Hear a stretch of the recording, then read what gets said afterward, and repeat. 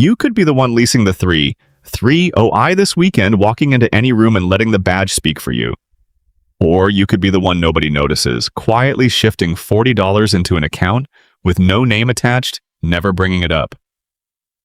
Somewhere further down this road exists a version of you who already understands how to build real wealth without anyone catching on.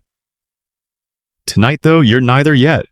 You're just standing in a hallway, keys still in hand, $211.40 sitting and checking until Friday hits. Jacket zipped against the cold, trying to decide which version walks through your aunt's front door. The porch door swings open before you even knock, and the smell from your aunt's kitchen, sage, melting butter, something sweet just starting to burn in the oven, pulls you inside before the cold can follow. Your cousin Danny is already at the food table, plate stacked high, laughing mid-bite. He's wearing a new watch. You notice it before you even notice him.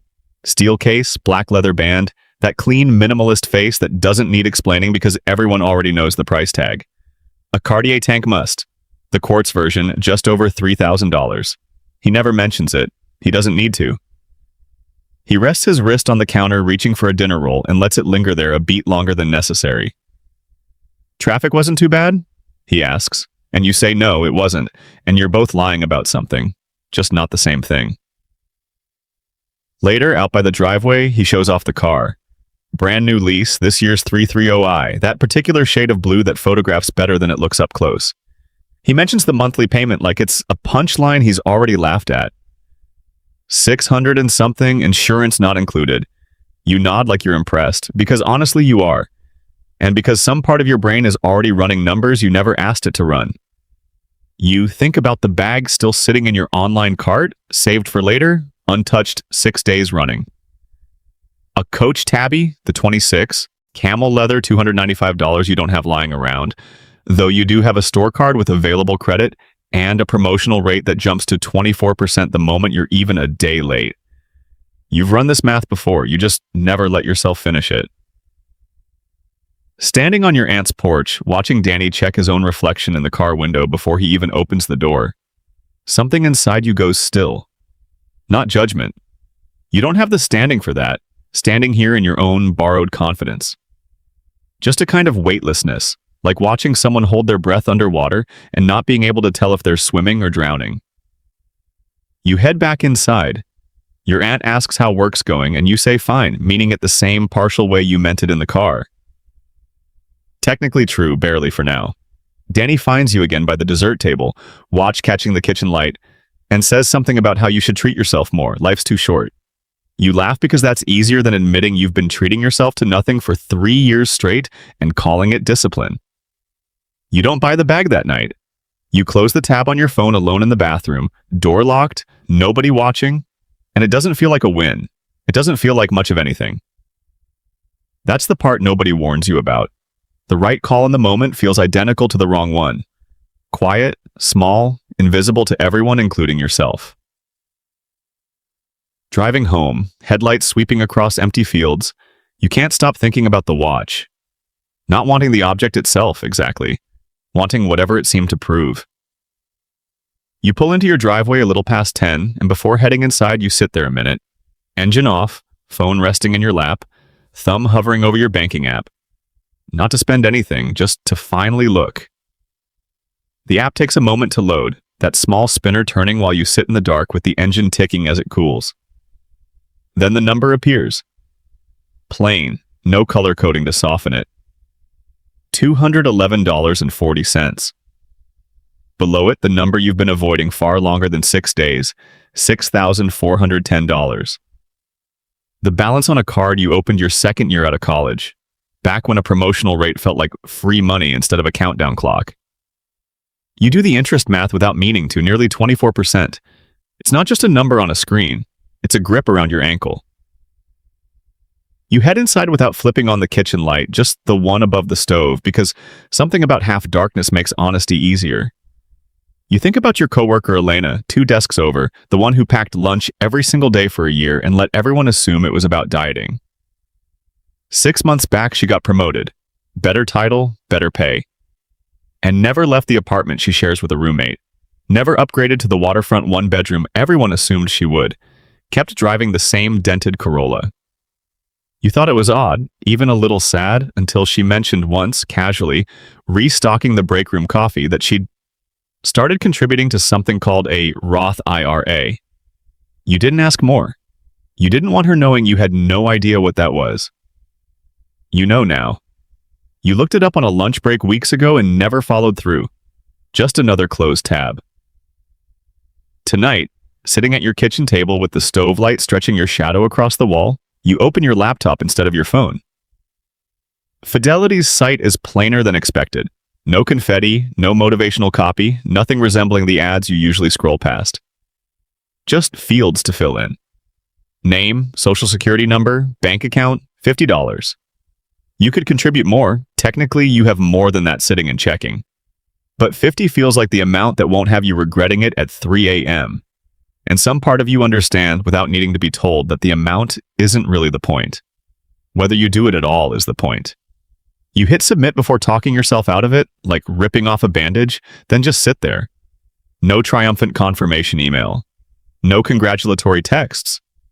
The balance in your account drops by $50 and nothing else in the room shifts. Not the light, not the silence, not the unopened mail on the counter. You almost feel silly for expecting to feel something. But you shut the laptop and sit there, hands flat on the table, and underneath the nothing, there's a smaller, unfamiliar feeling. Not pride exactly, not relief either. Something closer to locking a door you'd forgotten was left open. Upstairs, your phone buzzes. Probably Danny tagging you in something. You don't check. You're already thinking about next Tuesday, and the $50 after that, and what it might mean to repeat this often enough that it stops feeling like a decision at all. The raise lands on a Thursday, buried in an email with a subject line too dull to prepare you for what's inside. $4,000 more a year. Not life-changing, enough to upgrade your grocery store maybe. You don't tell anyone right away. You sit with it through lunch, through the commute home, through dinner eaten standing at the counter. Somewhere in there, the temptation starts working on you the way water erodes stone. Slow, patient, relentless. You pull up apartment listings you have no business browsing. A one-bedroom 2 blocks from the water, the kind Elena skipped. $650 more monthly than you're currently paying. You close it. You open car listings instead.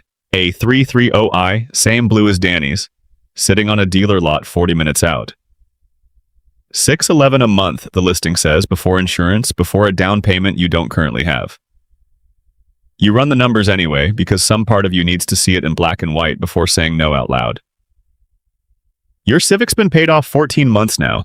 It rattles a bit past 60 and the seat cover's starting to split, but it starts every single morning and owes nobody anything. If you took that $611, the exact lease payment, and funneled it into an index fund instead, tracking something like the S&P 500 at its historical 30-year average, you'd be sitting on over $1 million by 60.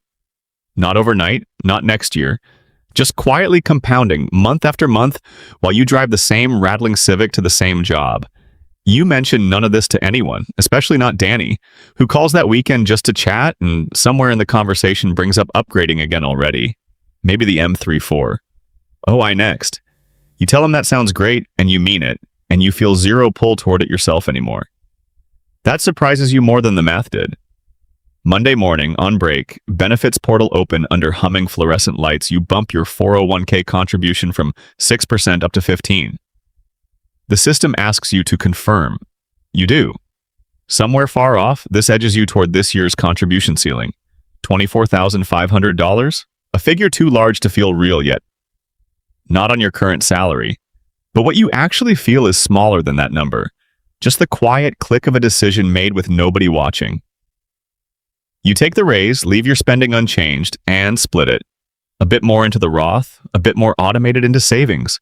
The rest absorbed so seamlessly into your existing life that nobody would ever notice you got one. Alina notices anyway.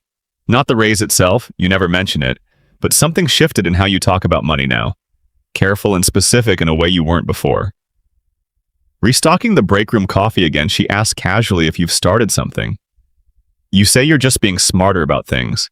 She nods like she already suspected as much, like she's been waiting for you to catch up to something she discovered a while back. You return to your desk and pull up your accounts again, just to check. Something you do most days now. Not from anxiety this time, more like checking on a plant you're unsure is growing yet, It is. You just can't see it yet from where you're standing.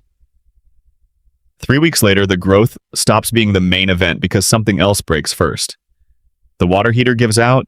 The sound wakes you before the sensation does, a low groan from somewhere beneath the house, like something surrendering. By the time you reach the utility closet, sock feet hitting cold concrete, water's already spreading across the floor in a slow, dark sheet. You stand there at 6:15 a.m. in your t-shirt, staring at a water heater that decided overnight, without consulting you, that tonight was the night. The plumber who arrives that afternoon doesn't sugarcoat it. Tanks corroded through, not worth repairing. $2,400 for parts and labor. Today, if you want hot water back instead of waiting a week without it.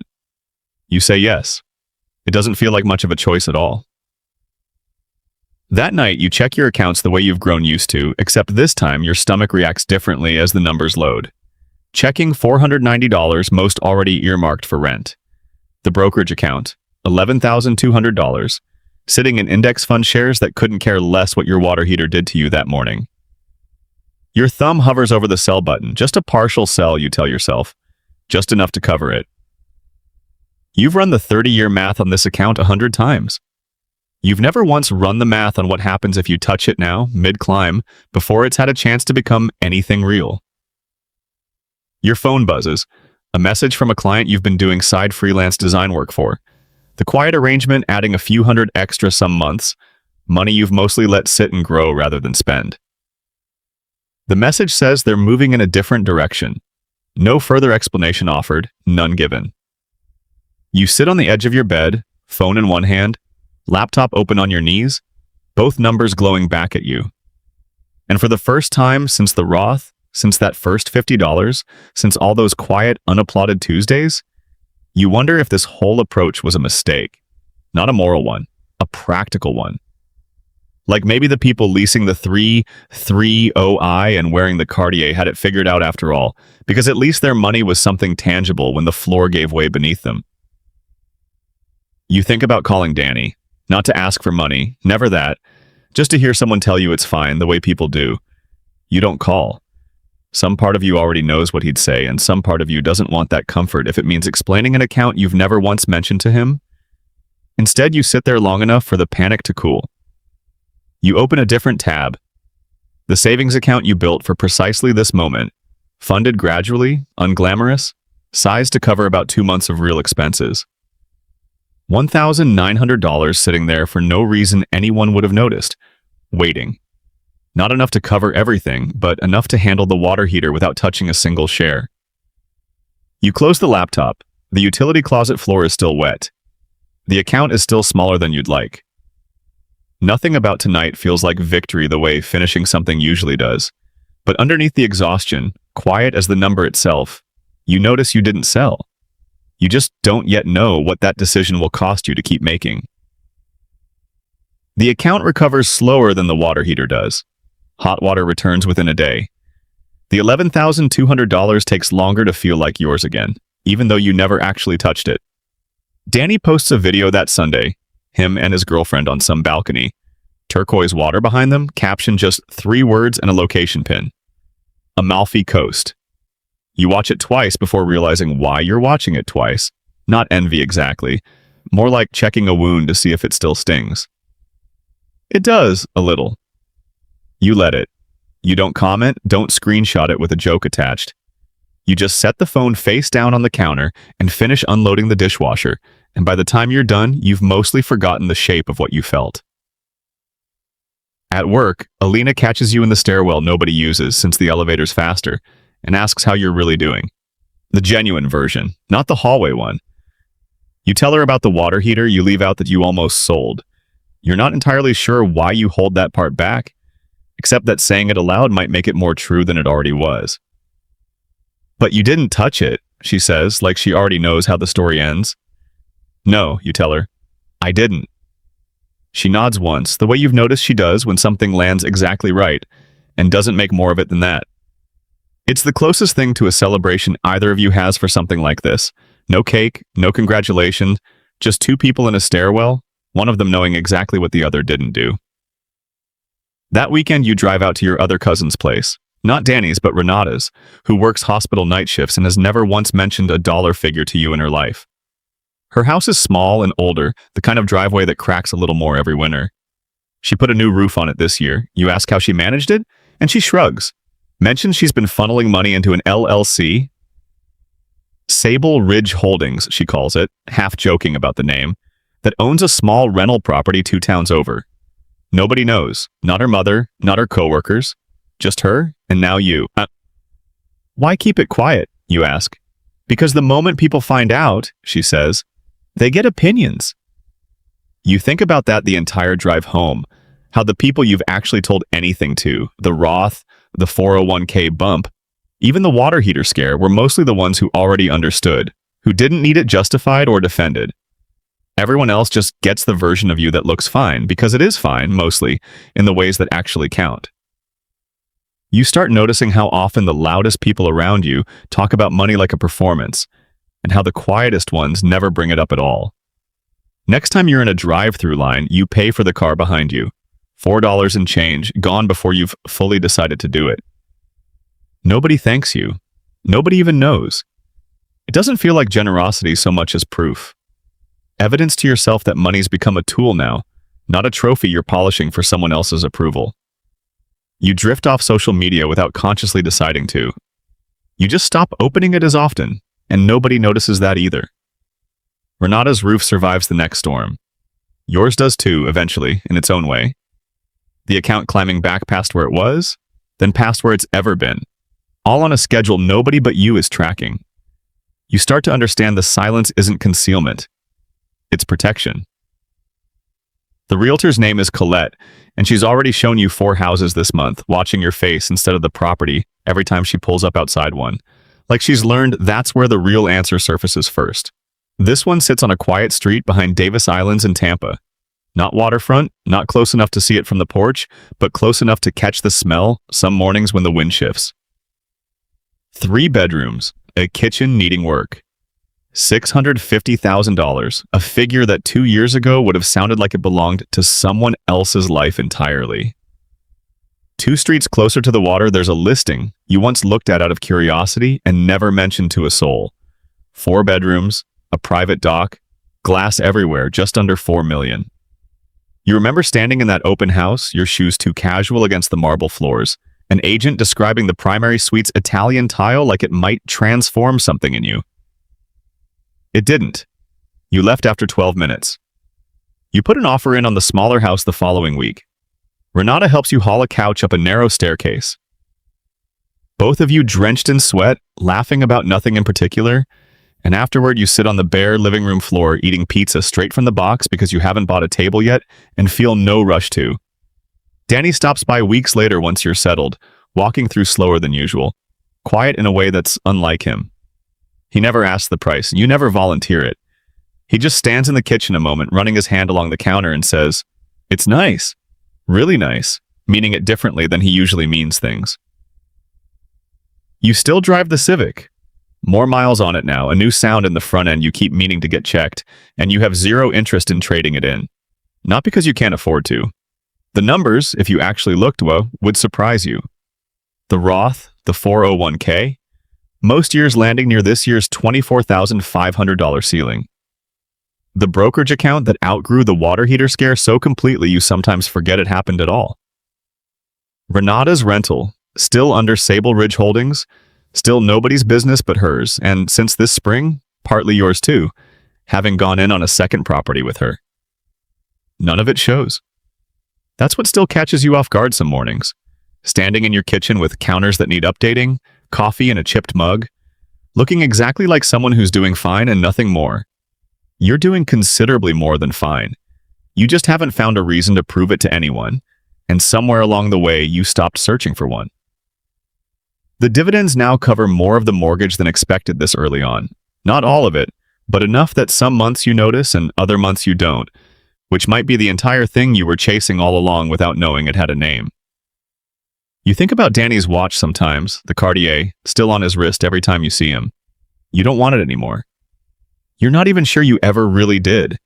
You think now you wanted whatever it seemed to promise, and instead you built something that looks nothing like it, and does the job far better. Some evening soon, sitting on your own back steps as the Tampa heat finally breaks, you'll try explaining all of this to someone. Maybe Renata, maybe no one at all. And you'll find there isn't much to say. No dramatic before and after. Just a long stretch of unwatched Tuesdays adding up to a life nobody would guess at from the driveway. That's the part you still haven't figured out how to put into words. You never quite find the words for it. What you find instead is an ordinary Tuesday, trash bins at the curb, coffee gone cold, and the quiet realization that you stopped performing your life somewhere around that water heater scare without ever noticing the exact moment it happened. It wasn't the Roth. It wasn't the house behind Davis Islands. It was every single time you close the laptop instead of opening it to show someone. You'll feel the pull again someday, a leased hood ornament catching the light just right, asking what you're building toward and whether anyone's meant to see it. Nobody has to. The account still dips some mornings. Your stomach still drops right along with it. You just don't reach for the sell button anymore. Somewhere tonight, someone else is driving home with $211.40 in checking, already rehearsing what they'll say when someone asks how things are going.